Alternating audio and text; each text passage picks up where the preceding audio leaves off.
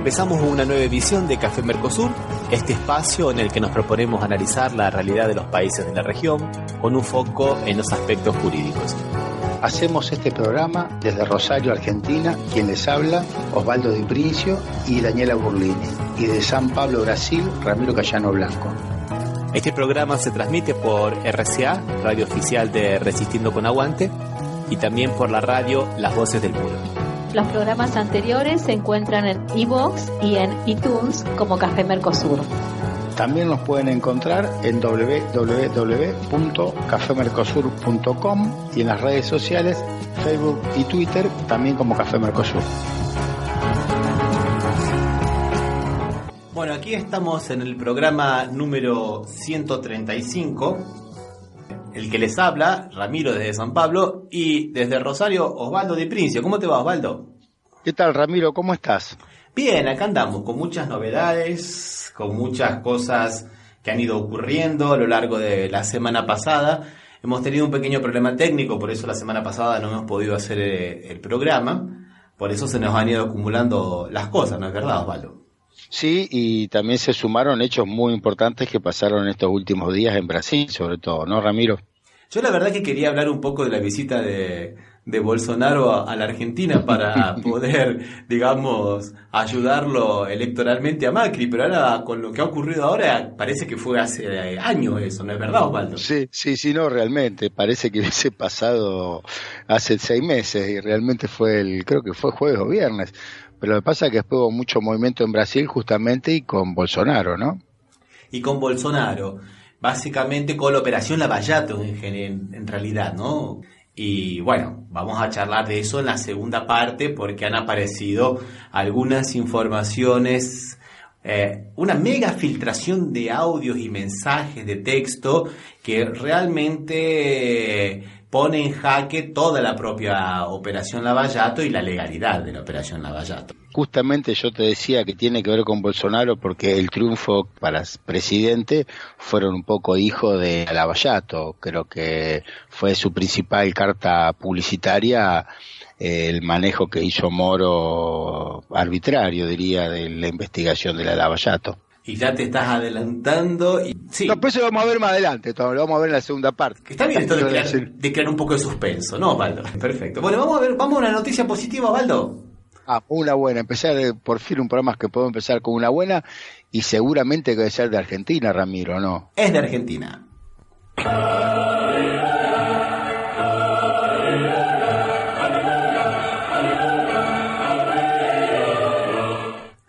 Y es de los derechos humanos, ¿no es verdad, Osvaldo? Sí, una muy buena noticia que si bien todavía... Que todavía no sabemos bien cómo es, pero las abuelas de Plaza de Mayo confirmó la restitución del nieto 130.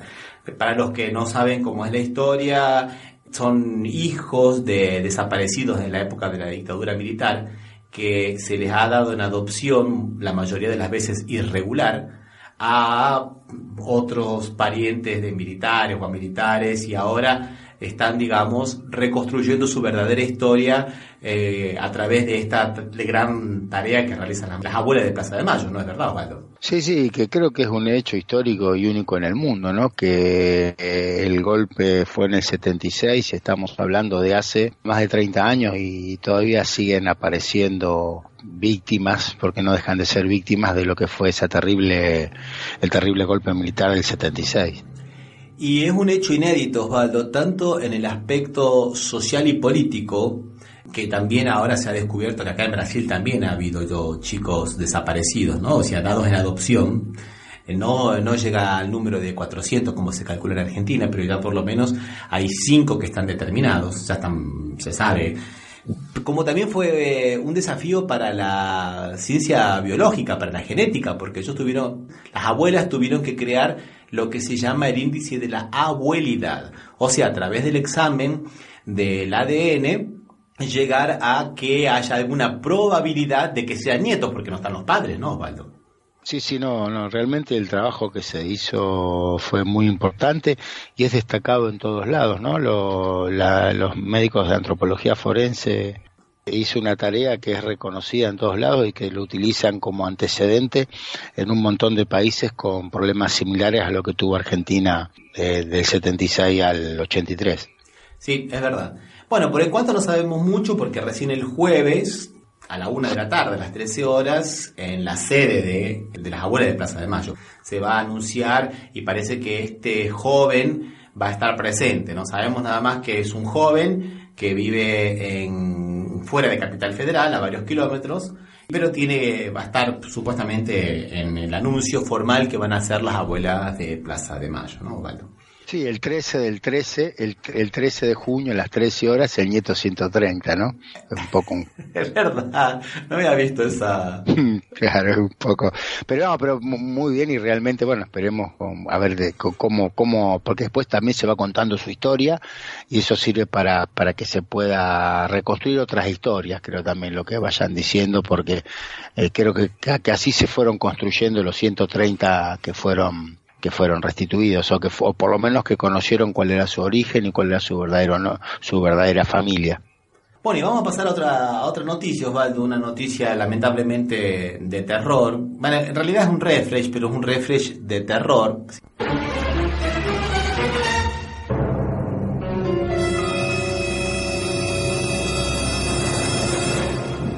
Y tiene que ver con lo que habíamos tratado en nuestro último programa, que era el gatillo fácil, o sea, esta policía que, como bien habías explicado vos, Osvaldo, primero tira, primero dispara y tal vez ni pregunta, ¿no es verdad, Osvaldo? Sí, realmente, pero y no es extraño que con la defensa que suele hacer el Ministerio de Seguridad de este tipo de políticas de la doctrina Chocobar, se vayan sucediendo estas noticias de gatillo fácil y de muerte injusta a inocentes, ¿no? Un poco dados por el manto que lo cubre de seguridad que le está dando el Ministerio de Seguridad justamente para que puedan hacer estas cuestiones. Esto pasó hace más de una semana, ¿no, Ramiro? Sí, hace más de una semana.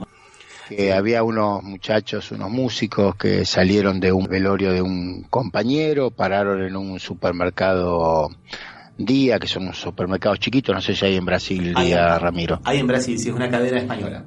Sí, pero son un tamaño muy particular, tienen que son bastante chicos, no son muy grandes, y estuvieron comprando algunas cosas y aparentemente, esta es una versión, porque tampoco hay seguridad, uno de los compañeros se había sacado una petaca de bebida alcohólica y del grupo Diego Cagliaro, un músico de 30 años que iba a ser papá en el corto plazo, compró una hamburguesa, estaba en la caja y cuando vio que había un problema afuera del supermercado con un compañero de él, dejó la caja y se fue de hamburguesa de la caja, o sea, no es que se la llevó ni nada, bueno, y eso dio lugar a que, bueno, tuviera una discusión entre los del supermercado y este grupo y se terminaron yendo.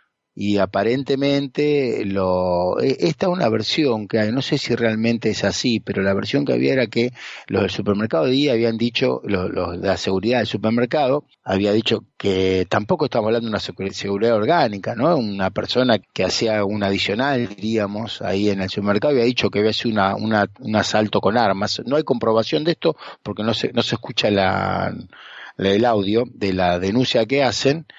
Bueno, se van estos chicos, no escapan, se van en su auto sin haber comprado lo que pensaban comprar y dice que a las pocas cuadras lo rodean unos patrulleros de la policía, historias que ya hemos escuchado más de una vez, y 11 disparos le dan al vehículo, a la Traffic, lamentablemente con la muerte de Diego Cagliero, ¿no? Que no tenía nada que ver y no había cometido ningún delito ni nada.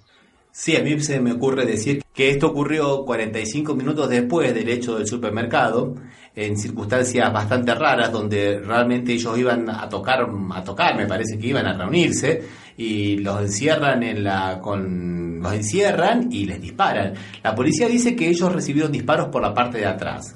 Los jóvenes estaban en una Traffic cuya parte de atrás es ciega. Además, es una Traffic que tiene las insignias de la empresa de agua, ¿no? De AISA, porque es la empresa en la cual trabaja uno de ellos, ¿no? O sea que no es, digamos, algo que alguien que vaya a robar no va a andar con un vehículo, digamos, Sí, con esas indicaciones, como diciendo acá estoy yo, ¿no? Claro. Sí, realmente. Y al igual que también dice que encontraron 2 armas, pero todo esto son trascendidos porque no hay ninguna prueba que haya pasado esto. Que encontraron 2 armas en la Traffic y dice que ellos no la tenían. Lo que no descarta que hayan sido plantados por una costumbre que hace un tiempo tiene la policía de Buenos Aires de plantear desde aquella vez que fue la policía del gobierno de Duhalde, ¿no? La maldita bonaerense. Maldita policía bonaerense, tal cual. Y le hayan plantado estas armas para poder defenderse, que dicen que habían hecho en defensa propia. O sea, todas cuestiones que no están acreditadas ni mucho menos. Y de alguna manera este hecho también se relaciona con la noticia que habíamos dado anteriormente, porque el intendente de esta ciudad, Diego Valenzuela, nombró como secretario de Seguridad del distrito al ex capitán del ejército Juan Manuel Lucioni, que fue dado de baja por Nil Lagarré cuando Nil Lagarré estaba en el gobierno de Cristina Fernández de Kirchner, por participar en un acto en homenaje a los condenados por delitos de lesa humanidad.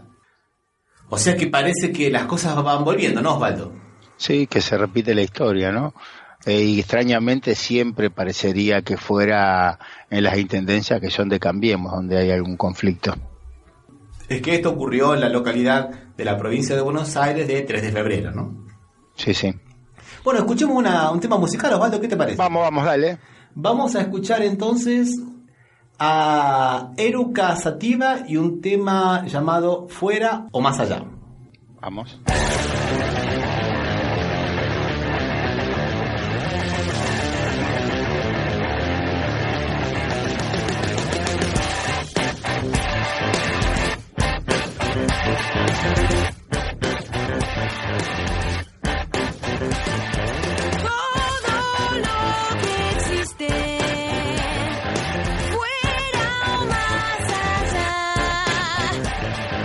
Ríe en tu mirada.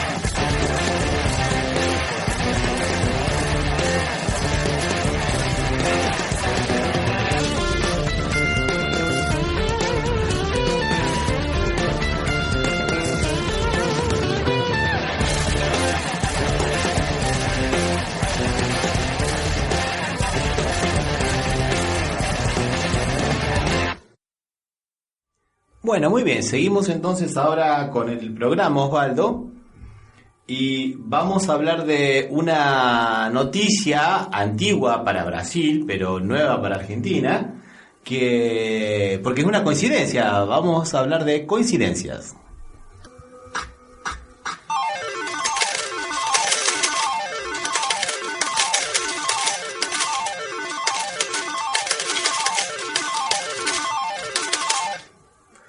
Bueno, solo para ir recordando, Osvaldo, nosotros ya habíamos comentado esto hace 3 años atrás, más o menos en agosto del 2016, que el ministro de Justicia de acá de Brasil, en su momento era interino, Alexandre de Moraes, en la época de Temer, y para hacer un poco de propaganda, para hacerse un poco el Rambo, este hombre se fue a Paraguay con un machete en la mano.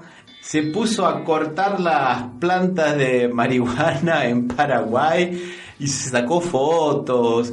Y bueno, esto de ir a cortar las plantas de marihuana con un machete, decían que era más o menos como secar el hielo. O sea, por más que uno le pase un paño, enseguida hay más agua, ¿no? Sí, seguro. Es más que todo un golpe de efecto. ¿En Argentina pasó lo mismo, Pato? Tomamos el modelo, no quisimos quedarnos atrás, así que la ministra Patricia Bullrich, que ya hoy la nombramos por los problemas que tiene su política, ¿no?, de seguridad, que cada vez hay más casos de gatillo fácil, viajó a Paraguay el 5 de junio y se dedicó a cortar marihuana a machetazos. Bueno, hizo más o menos la misma imagen, sin el más mínimo sentido realmente de querer mejorar la situación o hacer un combate contra la droga o no sé qué sentido darle. Fue a Paraguay y el destino que vaya a Paraguay era aparentemente para limar un poco las asperezas que encaró con Paraguay, atento a los desastres de política exterior que suele hacer el gobierno argentino, que votó por la expulsión del Mercosur de Paraguay sin sentido, ¿no? O sea, aparentemente con esto quería... No, y lo que es interesante, Osvaldo, que mientras la ministra de Seguridad, Patricia Bullrich, se va a cortar 2 o 3 plantitas de marihuana a Paraguay, el aliado político, el gobernador Morales en Jujuy, está haciendo un negocio con los Estados Unidos que por ahora no está, digamos, desarrollándose al tiempo que ellos quisieran porque hay problemas legales en el medio, pero parece que van a plantar en un primer momento 3 hectáreas de marihuana de uso recreativo. Pero asociado con una empresa norteamericana que hace pingües ganancias con este tema, con esta producción, ¿no? Pequeño detalle, esta empresa americana en los Estados Unidos puede plantar hasta 4 hectáreas. Acá la proyección es que lleguen a las 14.000 hectáreas. O sea que va a ser la plantación más grande del mundo, bancada con esta asociación del gobierno jujeño con la empresa americana, y la ministra Bullrich se va a sacar 3 plantitas de marihuana al Paraguay para sacarse la foto y, como bien decís vos, ver si puede aspirar a la candidatura a vicepresidenta, ¿no? Si te sirve de algo, cuando el helicóptero iba de Argentina a Brasil, podría haber parado en la provincia de Entre Ríos, en la ciudad de Paraná, que es la capital, donde el candidato a intendente de la capital por Cambiemos tiene un proceso abierto con sobradas pruebas por narcotráfico. Paraná tuvo elecciones el último domingo y se presentó este señor narcotraficante, que era el intendente que, bueno, perdió las elecciones, podríamos decir por suerte, ¿no? Sí, así es. Bueno, Osvaldo, vamos a una noticia, una adentro. Vamos a la última noticia de estas, una noticia positiva que viene acá de Brasil.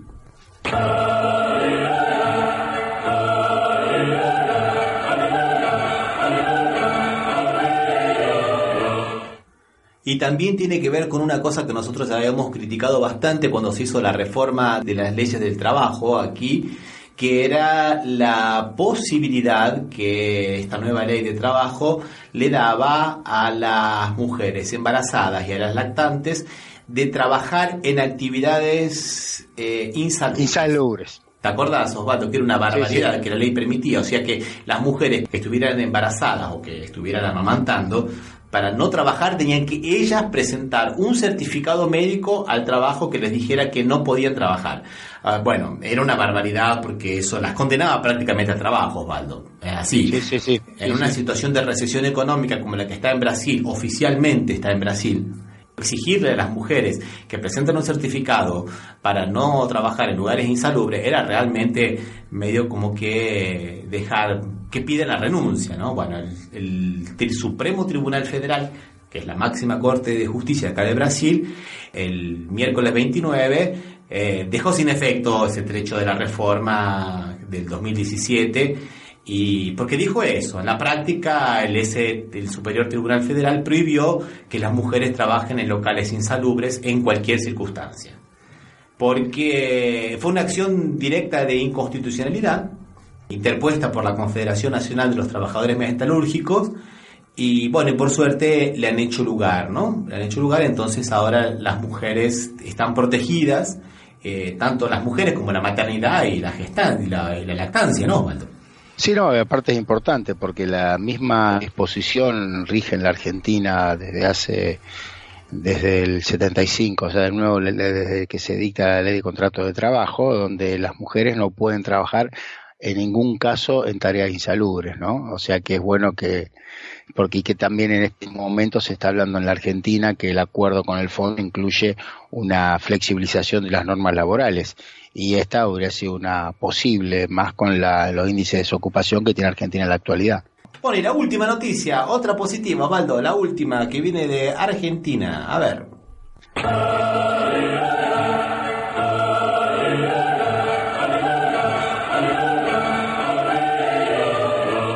Y de alguna manera ya nos va introduciendo en el tema que vamos a tratar, porque tiene que ver un poco con el lawfare, ¿no? En Argentina ese lawfare se está dando por la causa de los cuadernos y por esta investigación que está realizando el juez Ramos Padilla, que es un desmembramiento de la causa de los cuadernos, que es esta red de espionaje en la cual participan tantos agentes de inteligencia del Estado, operadores judiciales y periodistas, como pasa aquí en Brasil, ¿no? Lawfare que nosotros habíamos hablado, y ahora tiene un nuevo movimiento este lawfare, ¿no es verdad, Osvaldo? Sí, donde están todos los personajes que estamos acostumbrados, Marcelo Alessio, Stornelli, y un personaje no nuevo, porque la denuncia, mejor dicho, el proceso lo nombró varias veces, pero nunca había sido citado a indagatoria el periodista Daniel Santoro, ¿no? Que era parte importante y esencial para que se pueda llevar adelante esta asociación ilícita, porque era quien tenía la función, aparentemente, después de la investigación estamos hablando siempre de lo que se puede sacar de la investigación del juez, que era quien le creaba esas noticias falsas para apretar a personajes y sea lo que vos bien decías, el lawfare, ¿no? Bueno, fue citado y para el día 25 de junio ya empezó a defenderse diciendo que esta era una criminalización del periodismo, ¿no? Cosa que no creo que sea así, porque se citaron demás periodistas, si bien como testigos, a Mangel, Romina Mangel y a Alejandro Fantino, se lo citaron y ninguno dijo que estaban criminalizando el periodismo. Se ve que este muchacho tiene algún miedo de algo por cosas que hizo, ¿no? Bueno, vamos a ver que se explique ahora en la justicia, vamos a ver hasta qué punto él ha sido determinante en la prosecución de muchas causas judiciales, ¿no? Como por ejemplo la del gas licuado, que fue a través de noticias de él que la consiguieron resucitar. ¿Escuchamos algo de música, Osvaldo? Vamos, Ramiro. Vamos a escuchar entonces a Los Redondos y Nuestro amo juega al esclavo.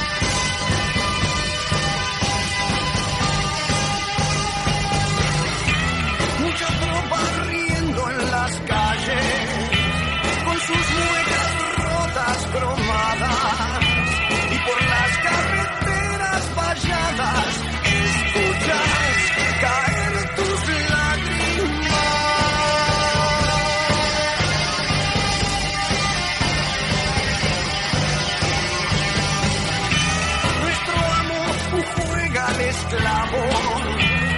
Esta tierra que es una herida que se abre todos los días a pura muerte, a todo gramo. Violencia es mentir.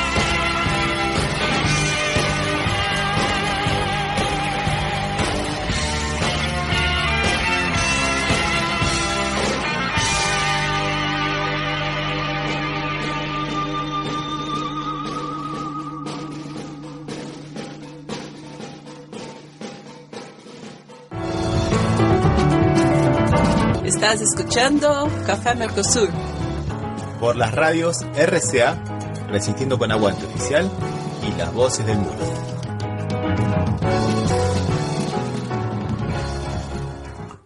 Bueno, Osvaldi, vamos a entrar en la parte del programa más contundente, la más sabrosa, digamos, y esta mega filtración de audios que hizo el portal internacional de Intercept con relación al accionar de la grupo de tareas, ¿no? Esta fuerza de tareas de la Lava Jato, un móvil político, digamos, también, ¿no? O sea, cómo se apartan del derecho y cómo tienen esta finalidad política.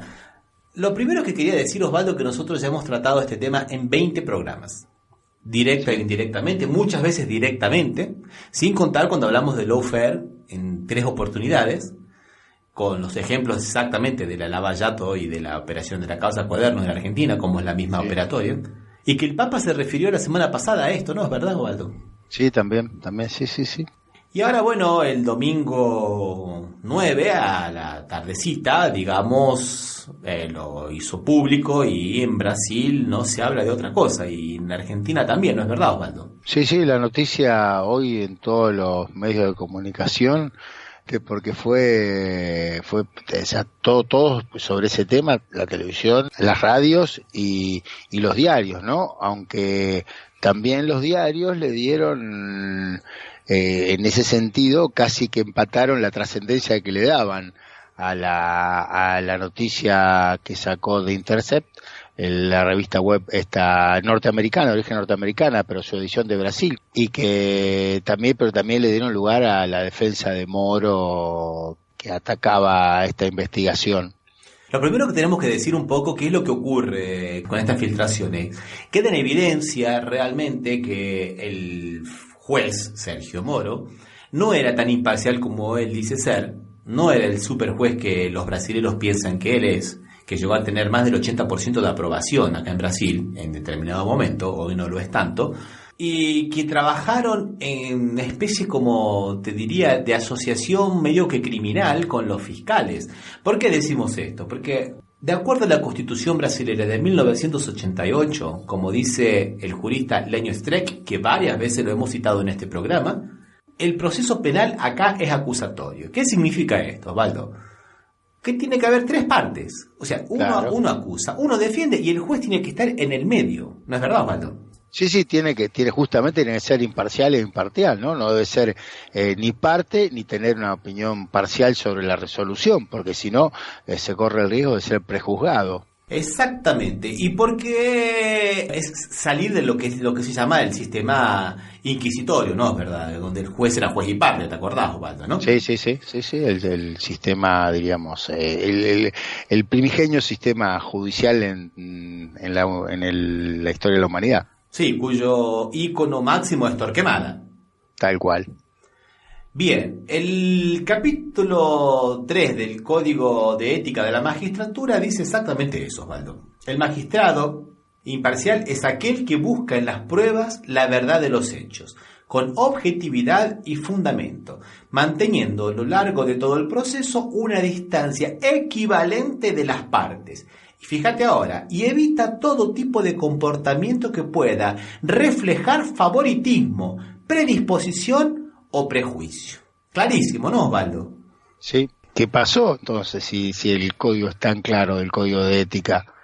Y bueno, pasó que nosotros tenemos a Moro con varios momentos que aparecieron en el grupo de mensajes de Telegram, donde realmente él, así en términos generales, indica testigos a los fiscales, miren, llamen a fulano, corrige textos, ese texto está muy oscuro, no se sabe, critica medidas procesales del Ministerio Público, manda inclusive a que le den clases a una colega porque no sabía, digamos, tomar declaraciones indagatorias, se queja de que ese mes no hubo operaciones. Eso dentro del término, digamos, de lo que es la independencia que tendría que tener un juez de las partes, ¿no, Osvaldo?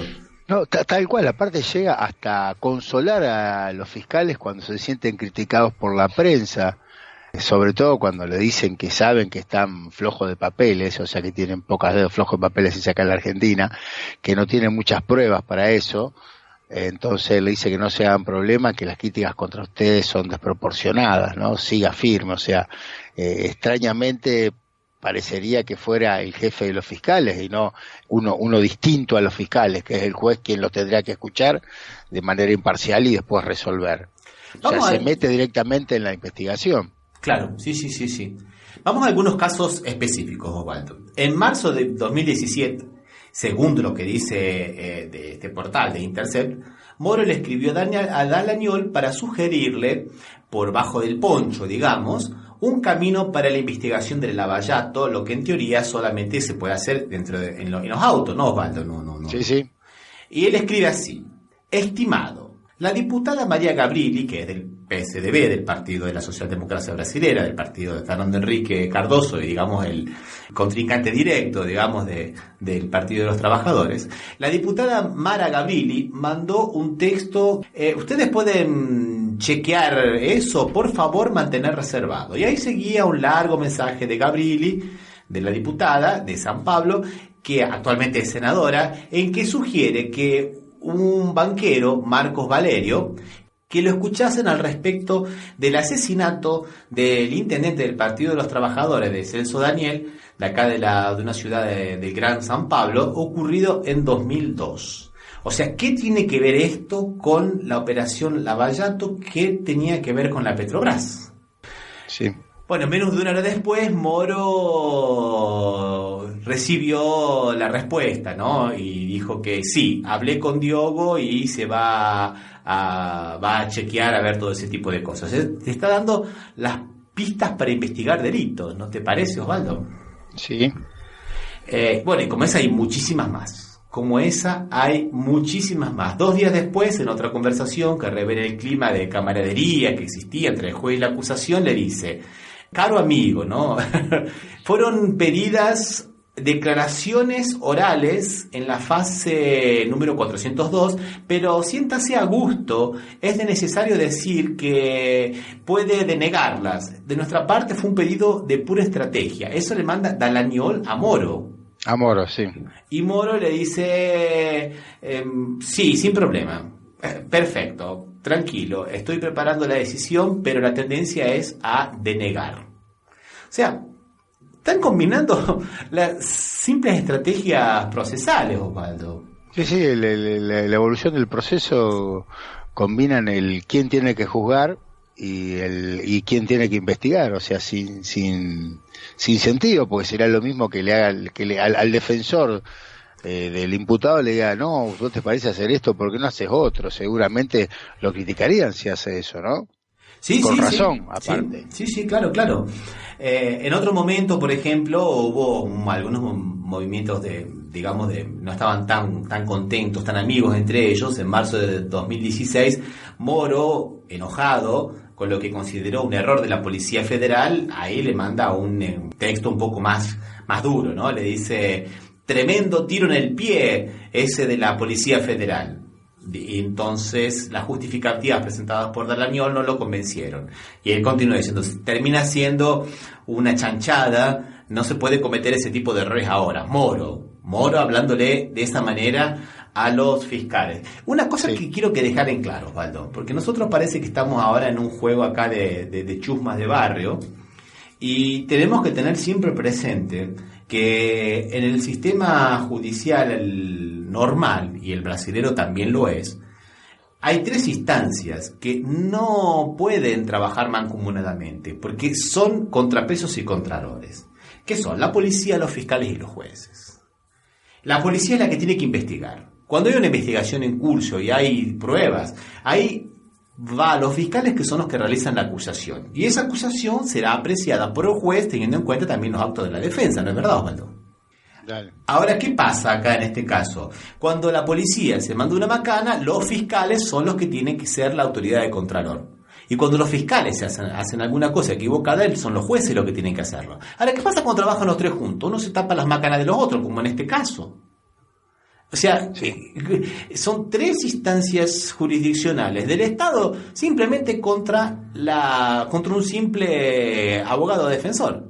Que, como vimos muchas veces a lo largo de este programa, Osvaldo, ¿cuántas veces Moro no le cercenó el derecho de defensa a Lula? ¿Cuántos testigos no le permitió? No tuvieron acceso a las verdaderas pruebas, que es el sistema de contabilidad de la Odebrecht. No tuvieron acceso, de hecho nadie tuvo acceso, son pruebas que son secretas, o sea, no hay acceso a la producción de pruebas. Y por el otro lado tenemos esto, o sea, cuando hacemos esta combinación es medio explosivo, ¿no te parece, Osvaldo? Sí, tal cual, sí. Y a esto hay que agregarle otra cosa que lamentablemente también tenemos en Argentina, que va a salir después, más adelante, según lo que dijo el periodista Greenwald, que es el que lleva adelante estas investigaciones, que hay otros operadores jurídicos también que están en estas filtraciones. Y acá seguramente lo que todo el mundo está especulando, que van a aparecer las relaciones con el TRF4, con el Tribunal Regional Federal 4, que es el tribunal de alzada, ¿no? El tribunal que tendría que, digamos, corregir los errores de los tribunales de primera instancia, pero en el caso de la Lavallato no solo que los corrige, sino que los agrava, ¿no, Osvaldo? Sí, tal cual. Recordemos simplemente que Moro lo condenó a Lula a 9 años y 6 meses, y el tribunal del TRF4 en la apelación le suma la pena para que evitar la prescripción, porque cuando se dieron cuenta que Lula tenía más de 70 años y que los plazos de prescripción eran por la mitad, deciden aumentarlo en casos análogos, cuando sabemos que en el derecho penal no existe la analogía. Sí, no existe la analogía, ¿no? Entonces, la situación es complicada, ¿no, Osvaldo? Sí, tal cual, sí. Escuchemos una canción, ¿qué te parece? Y después seguimos. Dale, vamos. Vamos a escuchar Poderes de Caetano Veloso. Vamos.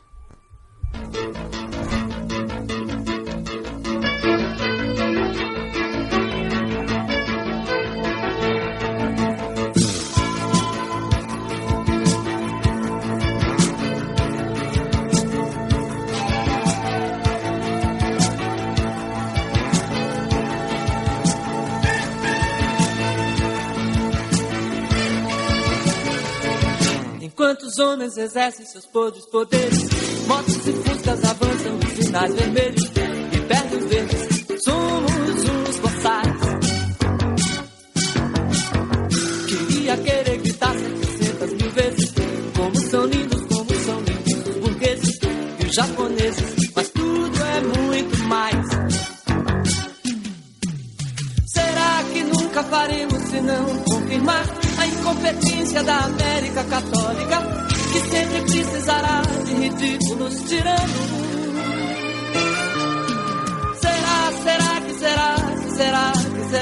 Será que esta minha estúpida retórica terá que te ouvir por mais de um ano? Enquanto os homens exercem seus poderes, índios e padres, bichas, negros e mulheres e adolescentes fazem o carnaval. Queria querer cantar afinado com eles, silenciar em respeito ao seu transe num êxtase, ser indecente, mas tudo é muito mal. Ou então cada paisano e cada capataz, com sua burrice para jogar sangue demais nos pantanais, nas cidades caatingas e nos gerais. Será que apenas os hermetismos pasquais, os tons, os mil tons, seus sons e seus dons geniais, nos salvarão dessas trevas e nada mais? Enquanto os homens exercem seus poderes, morrer e matar de fome, de raiva e de sede, são tantas vezes gestos naturais. Eu quero aproximar o meu cantar vagabundo daqueles que velam pela alegria do mundo, indo mais fundo, jeans e bens e tais. Será que nunca faremos se não confirmar a incompetência da América Católica, que sempre precisará de ridículos tiranos? Será que esta minha estúpida retórica terá que soar, terá que se ouvir por mais de um ano?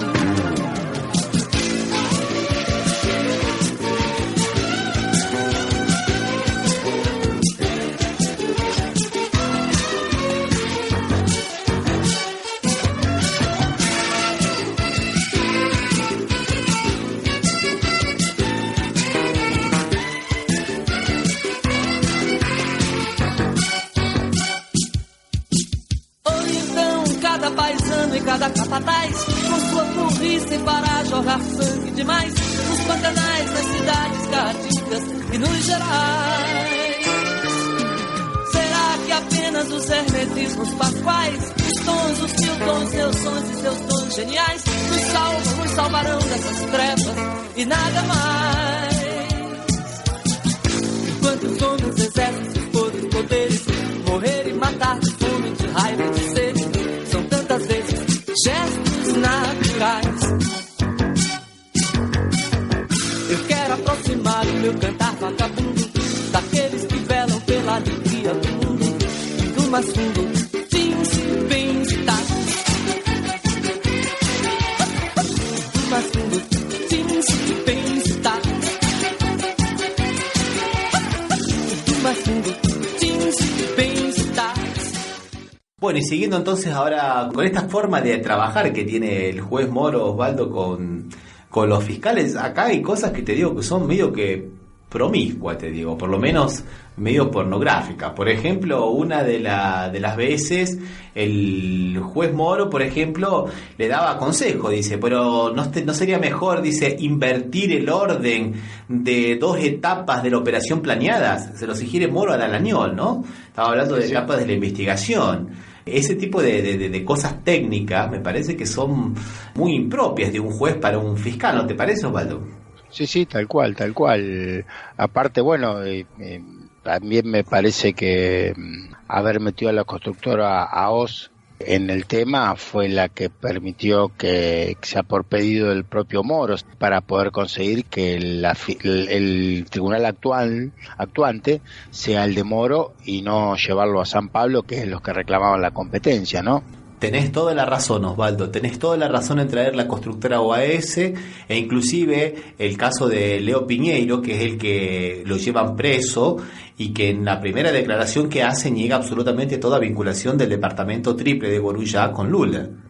Después de 1 año y medio de estar preso y de una condena de 23 años, él rectifica su declaración anterior, cosa que en la no se puede hacer en la declaración premiada, en la delación premiada, sí, ¿no? Con figura de arrepentido. Sí. Y ahí medio como que da a entender de que Lula sabía. Y ese Lula sabía es la prueba de la condena de Lula, porque no hay ninguna otra prueba. En realidad no es que no hay otra prueba, Osvaldo. En realidad no hay, digamos, un nexo causal entre el supuesto favor que recibió Lula y lo que Lula entregó, o sea, cómo Lula favoreció a la empresa OAS. El soborno es un toma y daca. Yo recibo, pero doy a cambio algo. Acá no solamente que no se sabe qué recibió, porque el departamento, como todo el mundo sabe, no es de Lula, nunca vivió, nada de eso, como que tampoco se sabe qué es lo que dio Lula a cambio, porque los fiscales dijeron que podían ser 3 contratos, y Moro dijo que eran actos indeterminados. Sí, o sea, sobornos por actos indeterminados. Y está muy bien lo que traes, Osvaldo, porque en realidad la competencia era de los jueces de San Pablo, porque Gorullá está en San Pablo, y aquí en su momento también lo comentamos en el programa, que el fiscal Concerino, de acá de San Pablo, dio un reportaje a la revista Bella en su momento diciendo que él lo iba a meter preso a Lula. Claro, se corría una carrera, o sea, no porque un fiscal o el otro sea más profesional o menos profesional, sino porque todo está buscando la tapa, ¿no?, del diario. Y ahí me gustaría hacer un paréntesis, Ramiro, y hacer una comparación, ya que este programa es Café Mercosur, entre Argentina y Brasil, y antes habíamos hablado del juez Ramos Padilla. Y acá me gustaría hacer la comparación. El fiscal que tiene en Dolores, que es el fiscal que es donde tiene el juzgado asentado Ramos Padilla, pidió que la causa vaya, de que lo declare incompetente, y pide que la causa vaya a Comodoro Pi, donde están parte de los posiblemente imputados, como juez Bonadío y sí o sí el fiscal Carlos Tornelli, que fue citado a declarar. O sea, cómo funcionan distintos los fiscales en estos dos casos, y también parecería que acá en la Argentina están movidos por cuestiones políticas y no por cuestiones jurídicas, como tendría que ser un fiscal y un juez. Absolutamente, Osvaldo, absolutamente de acuerdo. E inclusive aquí, por ejemplo, en uno de los trechos, que ya estábamos para entrar a hablar un poco esto del lado político de la Lavallato, ellos que tenían la idea mesiánica de que limpiar el Congreso, o sea, de ir atrás de todos los diputados y senadores que ellos consideran corruptos, aunque reconocen que sería mucho mejor si el Congreso se autolimpiase. Sí, de todas maneras también, Ramiro, creo que se debe jugar un poco el tema que no le deben tener mucha confianza a Moro por el simple hecho de que si su proceso fue hacer lo que era Lula y lo logró, ¿qué podría hacer en 3 años cuando haya recambio presidencial, ¿no? Si tuviese el mismo comportamiento que tuvo con Lula, yo me imagino que Bolsonaro no debe estar muy tranquilo. Para nada, Osvaldo, para nada. Ya lo habíamos comentado en el programa anterior, inclusive lo ve como básicamente el primer, digamos, rival que se le puede enfrentar en lo que él cree que va a ser su campaña de reelección, ¿no, Osvaldo? Hay muchas cosas más. Este texto realmente es muy, pero muy, muy largo y tiene perlas fantásticas. Por ejemplo, corregir a los fiscales diciendo que los textos son muy oscuros y que tendría que hacerlo mejor de otra manera, ¿viste? Y está interesante, algunos días después de una crítica que hace el Partido de los Trabajadores al accionar de la Lavallato, Moro le pregunta a los fiscales, dice, ¿qué les parecen esas notas locas del Directorio Nacional del PT? ¿Deberíamos rebatirlas oficialmente o por la AJUFE, la Asociación de los Jueces Federales? Eso lo escribió el 27 de febrero usando la primera persona del plural. Nosotros vamos a discutirle, vamos a rebatir lo que dice en la nota del Partido de los Trabajadores. O sea, ellos se manejan como si fueran realmente un partido político, ¿no te parece, Osvaldo? Sí, tal cual. O sea, bueno, acá en la Argentina hace tiempo que estamos hablando del partido judicial, o sea, no... Sí, y en esta cuestión de que nos copiamos de un país al otro, me parece que ya tendrían que empezar a hablarlo en Brasil también. Sí, es verdad, Osvaldo. Bueno, en otros lados también, por ejemplo, sugiere hacer pruebas ilegales, porque cuando Dallagnol dice que una supuesta testigo que le había indicado Moro no quería hablar con relación a bienes inmuebles del hijo de Lula, Dallagnol propone, dice, bueno, estoy pensando en hacer una intimación oficial hasta con base en una noticia apócrifa, dice Dallagnol. Y Moro dice, bueno, sería mejor formalizar entonces. Vale todo, ¿no? Avalando. Claro, avalando la fake news. Y por el lado político de la Lava Jato, bueno, lo que han hecho a Lula, creo que hubo 3 momentos que fueron muy pero muy marcantes. Uno fue que lo habíamos comentado cuando Moro ya escucha supuestamente a Lula, que lo estaba investigando, pero en realidad no escucha a Lula, era una escucha ambiental que le habían hecho a Dilma Rousseff cuando Dilma Rousseff era presidenta. ¿Te acordás, Osvaldo? Sí. Y que ya había pasado el horario que él tenía, que le había dado para que se realicen las escuchas hace un horario posterior. Él recibe esas escuchas que ya eran ilegales, que no tenían que ver con el caso y que eran también de la presidenta, y él a la tarde las hace públicas. Porque ese domingo había manifestaciones en contra de Dilma. Y esas grabaciones, ¿no? Digamos que incendiaron a la población y a la clase media, y los domingos fue multitudinaria. Y ellos se jactaban de eso acá, ¿no, Osvaldo? Se jactaban de haber realizado esto, y Dallagnol lo felicita. ¡Ay, qué bueno lo que usted ha hecho! Bueno, en realidad hablé en forma institucional, entonces la felicitación es para todos, ¿viste? O sea, claramente un caso de persecución política, o sea, jueces que se han alejado absolutamente del derecho, del Código Penal y del Código de Proceso Penal, se han dedicado a hacer política.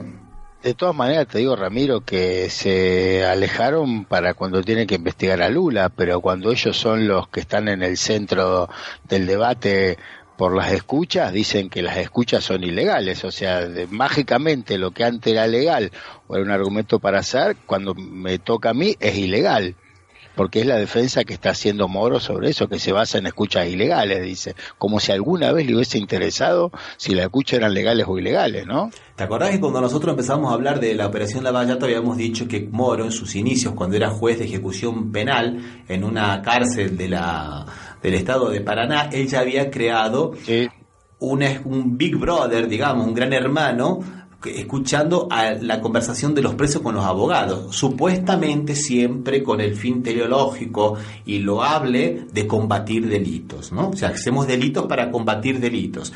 O sea que ahí, en ese caso, la teoría del fruto del árbol envenenado no funcionaba. No se sabe bien de dónde salen estos audios, posiblemente, como dijo hoy un periodista, no se sabe si no es un miembro de ellos arrepentido que le entregó todo esto al periodista. Porque puede ser tranquilamente. Ellos dicen que la semana pasada, cuando la defensa de Lula, el abogado de Lula, dijo que había 14 horas de escuchas telefónicas de la central telefónica de su estudio jurídico, y que por eso también pidieron la anulación del proceso contra Lula, porque eso significa, primero, que está prohibido por el Código de Ética, y segundo, porque también es una medida en contra de la defensa, ¿no es verdad, Pablo? Sí, supongo, Ramiro, no sé tú qué dirás, pero me parece que tampoco se va a saber hasta más adelante que fue el Garganta Profunda, recordando a Watergate, que fue el que hizo pública estas escuchas, ¿no? Que fue el que pasó la información. Sí, concuerdo con vos. Por ahora no se va a saber. Y lo último que se me ocurre decir, Osvaldo, para tratar de terminar con todo esto, porque tenemos que hacer un programa de por lo menos 1 hora más, Osvaldo, es cómo ellos son recurrentes en sus prácticas ilegales, porque cuando Lula ya estaba preso y se hace el pedido de una entrevista colectiva para 2 medios uno de Brasil, que era el diario Folha de São Paulo, con la periodista Mónica Bérgamo, y otro que era el diario El País de España, con el periodista Florestan Fernández, estos se desesperan y empiezan entre ellos, en el grupo, a ver qué podían hacer. ¿Por qué? Porque supuestamente tenían miedo que una entrevista de Lula sirviera para que Haddad fuera electo presidente. Sí, tal cual, sí. Entonces ellos dicen dos estrategias.